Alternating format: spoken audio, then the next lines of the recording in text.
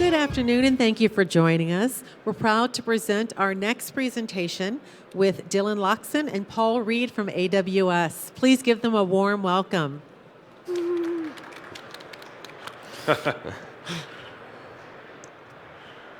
You got that up? Yeah, we're good. We're good. Ready to roll. Want me to walk through it? Well, you got intro. All right, I get the intro. So welcome, anybody who's sitting. Thank you for sitting. Anybody who's walking by, come in. Free beer for anybody who comes in. Not really. I guess it's that time of day, right? My name is Paul Reed. I'm one of the product managers at AWS in our Boston, Massachusetts office. Specifically, I'm the PM for Storage Gateway, one of our storage services. And I'm here with Dylan Loxton, my colleague from product marketing, also on the Storage Gateway team. And we're going to show you a quick demo of how to take data from your data center and move it into the cloud. Typical scenario being something like disaster recovery or something along those lines where you have data on-prem. We're going to show you how using Storage Gateway, just how easy it is to move that data into the cloud. Right. In this instance, we're going to move a block device from your data center into the cloud in less than 5 minutes. And not just disaster recovery, but also application migration. If you've got applications that you want to run in EC2 and you need block storage, but all your data is on-prem, this will show you how you can use the volume gateway of the AWS Storage Gateway service to bring that data up into EBS and attach it to your EC2 instances. So the first thing that we're going to do is we're going to take some data on-prem, and we're going to move it to Storage Gateway. So I'll show you that. This is actually the most nervous session I've had this week because it's a live demo, and live demos always have gremlins, so let's fingers crossed that that doesn't happen today. So here we are looking at our on-premises environment. You've got a Windows server here. As you can see, we're pretending it's San Francisco. It's actually running in EC2 for the sake of ease of demonstration, but here we are. And Paul's going to show us what we've got there running on it. We've got, obviously, your C drive as well as a data volume. And on that data volume, we have some cards. This being Las Vegas, we've got a bunch of cards to gamble with. We're going to be lucky today. All right, so you see that. Now let's go ahead and start to move that data over to AWS.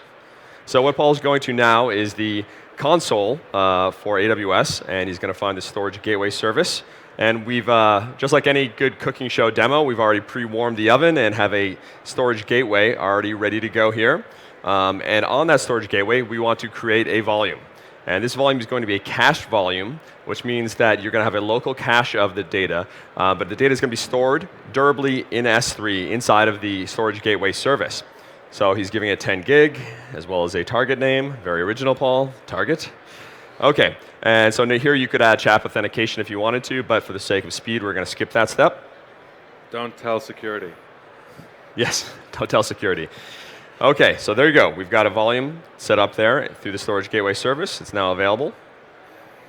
And what we need to do is make sure you copy the host IP address here, because that's going to become your iSCSI target address. OK, so let's open up the iSCSI initiator. Make sure we can see that volume from your on-premises server. Connect to it. All righty. And there you go. In the background, you can see there that the volume popped up. And much like any other Windows system, you would initialize the disk, format it, create a new simple volume. There you go. Click, click, and shortly we'll have it.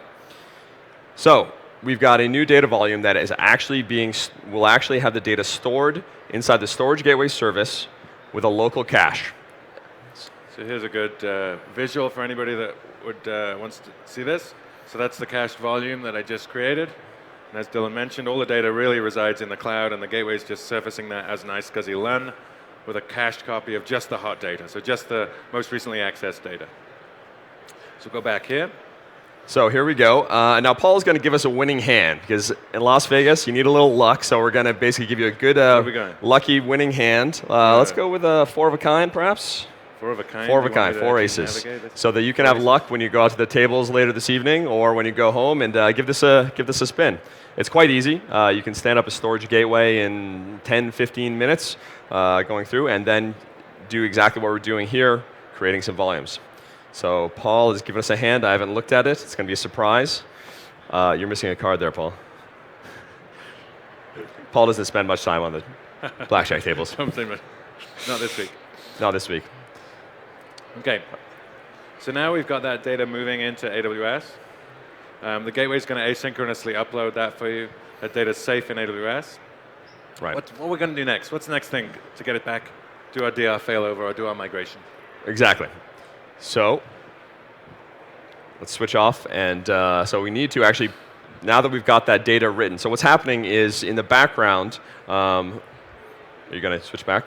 Yep. Okay, right. So in the background here, what's happening is you've been written to the local cache for where the data will be for frequently accessed data for quick reads and writes, but it's also being pushed into an upload buffer that will transparently move the data up into the storage gateway service on the back end.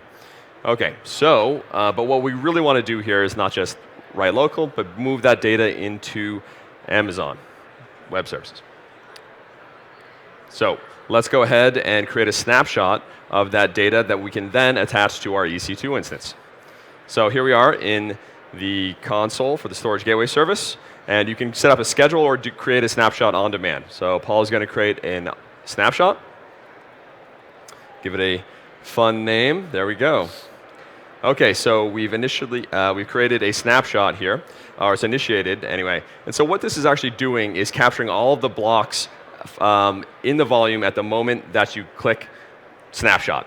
What that means is that data could be in the cache, it could be in the upload buffer, it could be in transit, it could be in the volume living on S3. But as soon as you click that button to create the snapshot, we're aware of where all that data is. And we're going to create that snapshot once it's all safely stored inside of S3. So it's exactly what you would think. When you want a snapshot, the snapshot is preserved.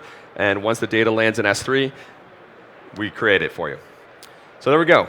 It is completed. So now we take that snapshot and want to attach it to our EC2 Windows instance. So now that we've got the snap in cloud, I can go create an EBS volume from that snapshot and attach that EBS volume directly to an EC2 instance and get my cards, see what our hand is, see what our winning hand is, right? Right. And so EBS is the block storage service associated with EC2. So you can switch over to the EC2 console, and in the left nav you'll see volumes and snapshots. And so from there, let's see here. Yep. So here I'm going to create a volume. Yep, there we go.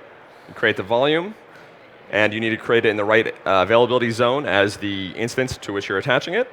And you can add tags to it because in the description that we provided, we're doing an application migration. So for the business unit whose application is moving, you want to track the usage of that. So let's tag that volume, perhaps. So here's our new volume that we created from that snapshot. You'll see down here in the console, it tells me it's created from our snapshot. Right, so we've got the new volume, so now we need to attach it to that Windows instance. Yep, so here's our Windows instance that's in cloud, our EC2 Windows instance, and you'll see it has a root volume, which is running Windows. So we're going to attach that newly created volume from the snap, from the data that was on-prem to this EC2 instance. Again, this is just normal EC2 operations that anybody who's used to EC2 does all the time. We attach the volume to the Windows instance. You can now go back here and you'll see we have that disk. So let's click into that and see. Oops, we'll bring them online. There we go. Open. And see what luck has dealt us. There you go. Winning hand. We got our winning hand. Drum roll, please. Okay. So to recap, Paul. So we've taken a volume on-prem. We've surfaced a storage gateway LUN to it, a cached volume in particular. We've moved some data onto that volume. The storage gateway is surfacing that volume to your Windows instance. Hot data is cached locally. All of your data is stored in AWS. You can then take an EBS snapshot from that on-premises volume. That EBS snapshot can then be used to create an EC2 instance, an EBS volume rather, and attach to a Windows instance. So you can move data transparently between your data center and AWS. Incidentally, you could also take that EBS snapshot and create another volume on another storage gateway, potentially in another data center, mastering all of your data in cloud for sort of longer term storage, durability, archival, and those sorts of things. All right. Excellent. So that's the most of the click stream of the demonstration. But Paul here is happy to take any additional questions you might have about how one might use this. So, question?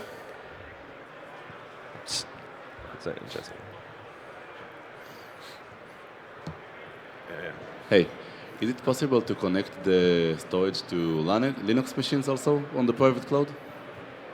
Wow. I cannot hear a thing. Can I connect? Can I connect the? Can you connect it to storage gateway Linux? To Linux. And the Yeah, private cloud? absolutely. So in this instance, we're doing Windows because it's a little more visual. But the gateway supports iSCSI, so you can obviously do an iSCSI initiator on a Linux host and connect the volume that way. In this instance, obviously, the file system is NTFS, so you'd struggle a little on the Linux side. But yeah, absolutely, a lot of our customers use Volume Gateway with both Windows and Linux systems. We do also have a NFS gateway, a file gateway, a little bit different in that we do one-to-one mapping between files and objects in that case. We support NFS v3 and v4.1. v3 is supported by Windows, so Windows does have a v3 client in it. And obviously Linux supports v3 or v4.1. So both sides of the house are used depending on what you prefer. Any more questions? Sir on the right over by the speaker, do you have any questions? That's my boss. Well, thanks for coming, everyone. I hope the event's been really good for you this year. I hope you have fun at Replay, and hope everybody enjoyed it enough to come back next year. Thank you. Thanks really much. Thanks, Paul and Dylan. Please come back and see our next presentation beginning in just a few minutes. Oh, and we have some stickers if anybody likes stickers. So. Stickers or Flare? Or Flare. Flare.